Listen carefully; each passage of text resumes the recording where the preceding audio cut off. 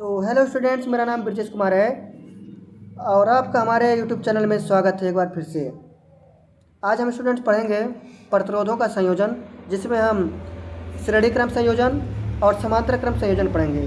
बहुत ही ज़्यादा इम्पोर्टेंट होने वाला है क्वेश्चन, क्योंकि ये हर बार बोर्ड एग्जाम में पूछा जाता है, हर बार पूछा जाता है। तो इसको तैयार कर लेंगे अगर, तो आपका 4 नंबर 5 नंबर आपका फिक्स हो गया है, कोई नहीं लेकर जा पाएगा। और ऐसे हम तरीके से बता देंगे कि भूलेगा नहीं, क्योंकि हम कैसे बताएंगे, बेसिक से कहाँ से उत्पत्ति हो रहा है, कौन सा फार्मूला लगाएंगे। ठीक है, सवाल भी इसके साथ करवा देंगे।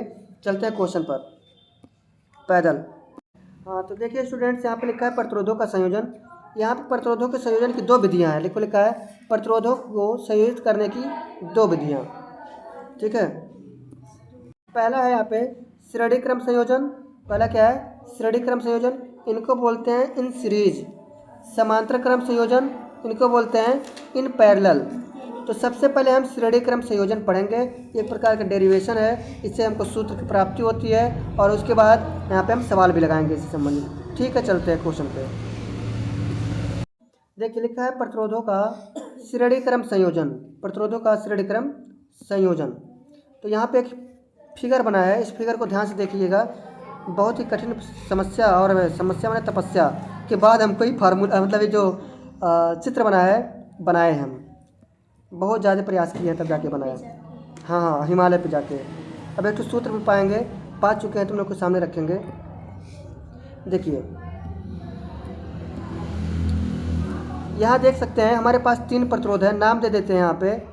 एक का नाम है AB, एक प्रतिरोध का नाम है AB जिसका मान कितना है R1 है। दूसरे दूसरा प्रतिरोध का नाम BC जिसका वैल्यू कितना है R2, और तीसरा प्रतिरोध है जिसका नाम है CD, उनका कितना है R3। तो 3 प्रतिरोध है हमारे पास। ठीक, अब यहाँ लिखा है, देखिए नाम दे दिया गया है यहाँ पे A B C D। और यहाँ पे देख रहे हैं एक बैटरी से जोड़ा गया है, अभी बताएंगे कैसे हो रहा है। एक कुंजी लगा दिया गया है, मतलब स्विच लगा दिया गया है। यहाँ में देखो धारा मुस्कुराते हुए जा रही है नागिन जैसा। ठीक है, देखो पहले यहाँ से चली, ऐसे चलते चलते जाएगी नागिन के जैसे, यहाँ पहुँचेगी। ठीक है, ये नागिन जैसे कौन है? धारा है। चलते हैं आगे।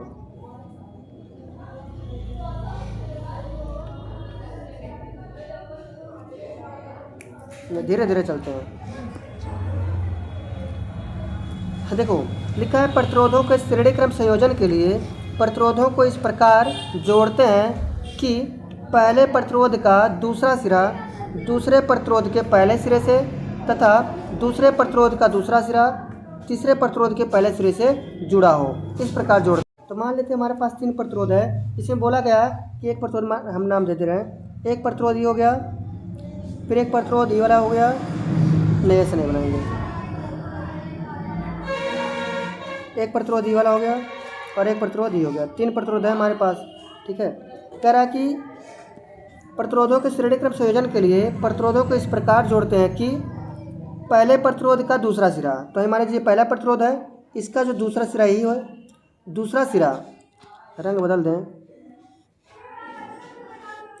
पहले प्रतिरोध का दूसरा सिरा दूसरे प्रतिरोध के पहले सिरे से, मतलब दूसरे का सिरा जो है इसको किससे जोड़ना है? दूसरे सिरे को इसके पहले सिरे, यानी दूसरे वाले के पहले सिरे से जोड़ते हैं। ठीक है, तो मान लो इसको हम जोड़ दे रहे हैं, तो ऐसे तो होगा, इसका दूसरा सिरा ये था, तो इसको हम यहाँ जोड़ दिए इसके साथ में। तथा दूसरे प्रतिरोध का दूसरा सिरा, दूसरे के प्रतिरोध का दूसरा का ही है ना, यानी यहाँ पे आएगा दूसरे प्रतिरोध का दूसरा सिरा तीसरे के प्रतिरोध के पहले सिरे से, पहले का सिरा है, इससे जोड़ देंगे तो ऐसे बन जाएगा। नहीं हो जाएगा ऐसे? तो इस प्रकार से यहाँ पे जुड़ा हुआ है, देख सकते हैं। बात जो बोला था वो यही है। चलते हैं, अब यहाँ पे लिखा है यदि 3 प्रतिरोध क्या हों, A B C D, यदि 3 प्रतिरोध क्या हों, कह रहे 3 प्रतिरोध क्या हैं? A B एक प्रतिरोध, B C दूसरा प्रतिरोध, C D तीसरा प्रतिरोध श्रेणी क्रम में जुड़े हों और उनके प्रतिरोध कितना हो, R1 R2 R', पहले ही बता चुके हैं, सॉरी R3, और तुल्य प्रतिरोध कितना मान ले रहे हैं, कैपिटल R है। तो जब इन प्रतिरोधों में I धारा प्रवाहित करते हैं, कितना धारा? I धारा प्रवाहित करते हैं, तो इनके बीच विभवांतर V1 V2 V3 हो जाता है।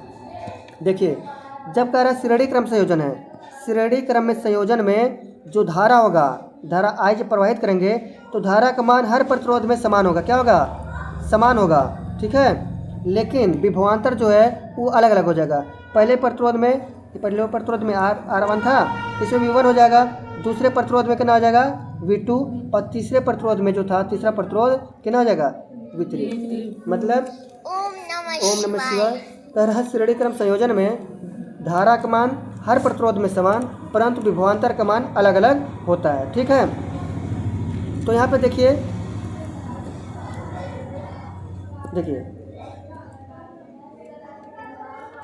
हम यहाँ पे मान लिए हैं कि पहले प्रतिरोध में पहले प्रतिरोध में विभवांतर कितना है। देखो ओम के नियम से, ये ओम का नियम है जो पहला लिखा गया है, V बराबर आई आर, ये ओम का नियम है। किसका नियम है? ओम का नियम है। अब अगर हम देखें कि पहले प्रतिरोध में विभवांतर कितना हुआ, तो पहले प्रतिरोध में विभवांतर कितना बोले थे V1, और देखो ऐसे रखेंगे ना, देखो पहला प्रतिरोध हमारा यह है R1, ऐसे ऐसे है ना, इसमें धारा तो समान रहेगा, I रहेगा ही है, तो विभवांतर इसका कितना होगा V1। तो पहले प्रतिरोध में विभवांतर बराबर IR1 नहीं बन जाएगा ऐसे, समीकरण 2 बना लिए, ये पहला था। अब दूसरा का प्रतिरोध है, मान लो मेरे पास ऐसे ऐसे करके, तो ये R2 है, R2 और V2, यानी दूसरे प्रतिरोध में विभवांतर V2 होगा और इसमें धारा का मान समान रहेगा, तो क्या हो जाएगा मेरे पास IR2। ऐसे हमारे पास जो तीसरा प्रतिरोध है R3, ठीक है वहाँ लगा दिए R3, इसमें विभवांतर कितना होगा V3, और जो धारा इसमें समान रहेगा वो कितना हो गया I, तो IR3 हो गया। तो हमारे पास 4 समीकरण हो गए ये वाले। ठीक है, लेकिन एक बात बताओ, अगर हमारे पास जो प्रतिरोध है, जो चालकतार है, उसमें टोटल विभवांतर देखेंगे तो V1 को, V2 को और V3 को जोड़ लेंगे तो कुल कितना विभवांतर है नहीं मिल जाएगा।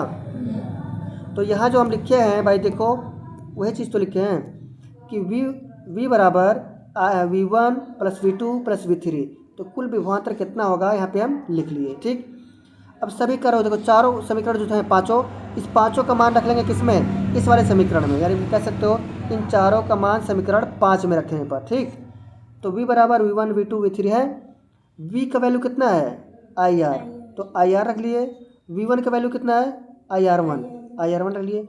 IR2 रख लिए, इसमें IR3 रख लिए। ठीक है, सभी का मान रख लिए। देख रहे होंगे सभी में I समान है ना, I को कॉमन कर लो और यहाँ पे I से चूर्ण कर दो, कट गया। R बराबर क्या हो गया R1 R2 R3। ठीक है, इस प्रकार से हमको क्या मिल गया, सूत्र मिल गया। ठीक है, ऐसे करेंगे, इस चीज़ को याद रखना।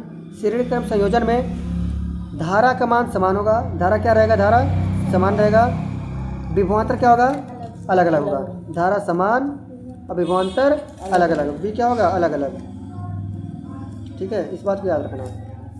लेकिन ये बात अगर उल्टा कह दिया जाए समांतर क्रम संयोजन के लिए, तो धारा अलग अलग हो जाएगा समांतर क्रम में, और विभवांतर क्या हो जाएगा समान हो जाएगा। इस बात को याद रखना। हाँ ठीक है, अब इसका पूरा निष्कर्ष क्या निकला उसको हम देख लेते हैं एक लाइन में। देखिए निष्कर्ष निकला, कह रहा श्रेणी क्रम संयोजन में प्रत्येक प्रतिरोध में धारा का मान समान, परंतु विभवांतर क्या होता है अलग अलग होता है। ठीक है, ये बात समझ में आ गया होगा। इससे संबंधित सवाल मिलते हैं अगले वीडियो में, तब तक के लिए हंसते रहिए, मुस्कुराते रहिए, पढ़ते रहिए, इसको तैयार कर लीजिए क्योंकि बहुत ही इंपॉर्टेंट है। इससे संबंधित सवाल अगले वीडियो में बनाए गए, मिलते हैं अगले वीडियो में, तब तक के लिए हंसते रहिए, मुस्कुराते रहिए, पढ़ते रहिए। जय हिंद।